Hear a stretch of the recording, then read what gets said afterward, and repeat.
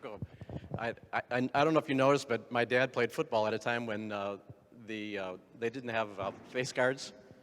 And I always thought he had a really cute nose, but it was kind of crooked. Now we know why. Right, exactly. Yeah. Unfortunately, we've come a long way in the protection of players, so to speak.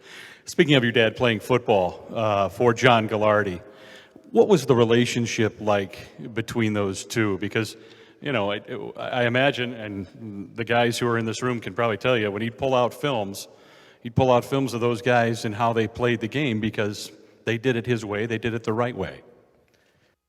If you don't mind. Well, I'm going to answer your question, but I'm going to deviate just a second. First of all, I want to recognize some people, starting with my mother, Barbara. Mom, great to have you here, of course. And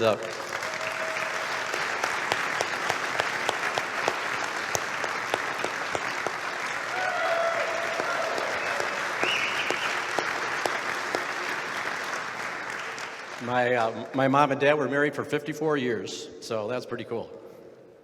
My mom went to St. Kate's, but I know that she always thought that she should have been a Benny, so... I also want to recognize her husband, Dr. Joe Miracle, who is also a St. John's grad.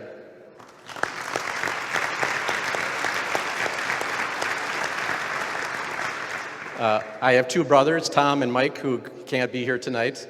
Tom is playing in a Champions Tour event in Jacksonville. He's not doing that great, so he should have been here. And my other brother, Mike, is too busy making money in Scottsdale, Arizona tonight. Also, my dad's sister, Dolores Nierengarten, is unable to be here, but I went over to see her this afternoon. She's doing great. She's 93 years old, and she desperately wanted to be here, but she couldn't make it. And then I also want to recognize some great friends who are here. Bob Alpers, thanks for everything. Rob Culligan, Mark Flynn, John Young, Steve Cummings, thanks for all your support of Johnny Athletics and, of course, the Lehman family. So to get back to your question, so what did John Gagliardi's relationship mean to my dad? Well, it was a huge deal, of course. John Gagliardi was not only a legend, he's an icon, an American icon, and my dad was only here for 4 years, but I can tell you that he always appreciated the fact that John Gagliardi always was constantly telling stories about my dad. I'm not sure they were all true, but my father greatly appreciated that people remembered him, and my dad was a very, very humble guy. He didn't talk about his personal accomplishments. He talked about how much he loved St. John's. He talked about his teammates that he loved. He talked about the fact that John Gagliardi was extremely competitive, as he was. They had a very special relationship, for sure. I'll tell a quick story that I know you need to move on, but anyway, I'm only partway through here too. So, but anyway, a quick story that I think for all of us who are spiritual people will embrace. So my dad passed away in 2009, and the folks from St. John's were very nice to bring up to my dad's funeral a number 22 jersey. My dad wore number 22. And so we had a very nice funeral for my father, and the next day, Bob Alpers calls me, and he says, "Hey Jim, we're playing Gustavus this weekend, and that number 22 jersey, we need that back." And I said, "Well, I'll get it back to you. Can I do it next week?" He says, "No, that number 22 is on the defensive. He's a defensive starter, and it's the only home jersey we have for number 22." So I said, "Okay," and so we actually came to the game, and my dad was recognized pregame. So the game commences. The St. John's kicks off to Gustavus.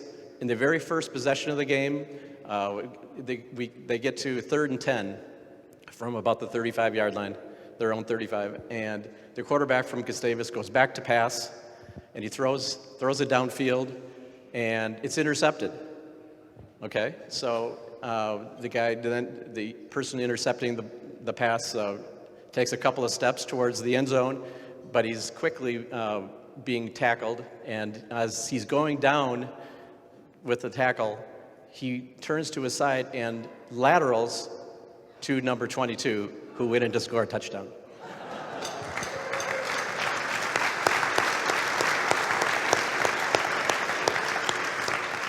So that was my dad saying thank you, St. John's. That is a tremendous story, and thank you very much for sharing that with us. Let's talk a little bit about your dad, an all-around athlete. It wasn't just football; he was accomplished in other sports as well. So my dad grew up in outside of Breckenridge, Minnesota, in a very rural setting. There wasn't much going on indoors. He spent all of his time outside, and that meant he was out playing baseball, he was out playing basketball, shooting hoops with his buddies, playing football. They did it everything. They went hunting. He was a very outdoorsy sort of a guy. And so he passed that on to us. On the flip side, my mother was very much into education. And my mom was a 9th grade English teacher.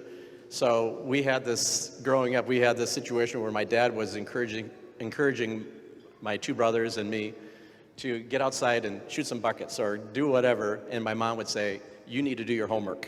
And so fast forward to the present, I think we've had a nice combination of both.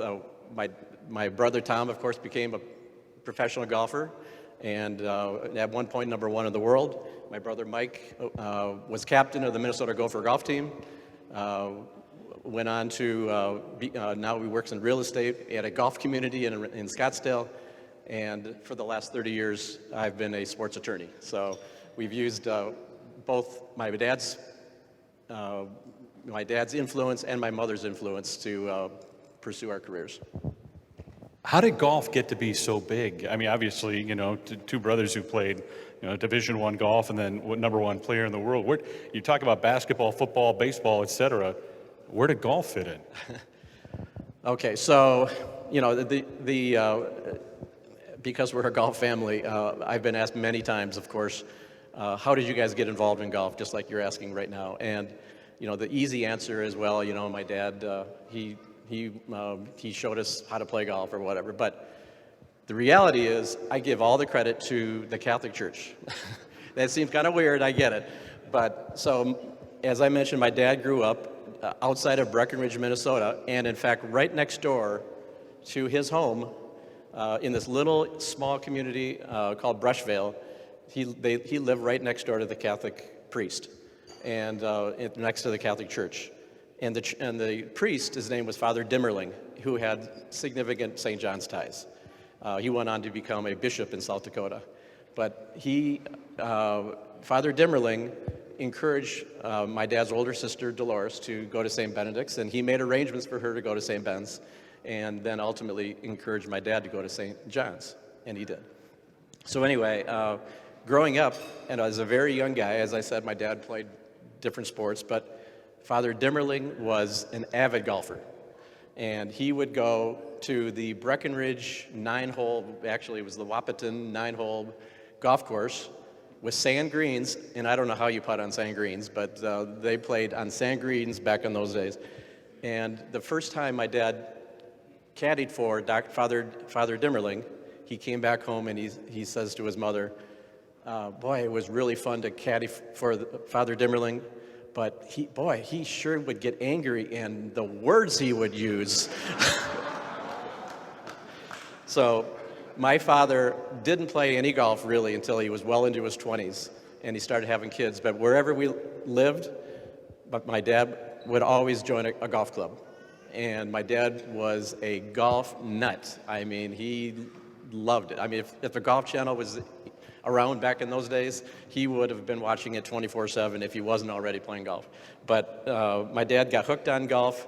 He practiced, and he practiced, and he practiced, and I think because of his influence and his love for the game, my brother Tom and I and my brother Mike, all 3 of us became not only avid golfers, but competitive golfers, and we practice and practice like crazy as well. So. Great story. Well, congratulations, and thank you for coming up tonight to accept the honor for your father. Yeah. So just on behalf of my father and my family, thanks to St. John's, thanks to the J Club and Bob Helpers and everybody involved. Thank you very much.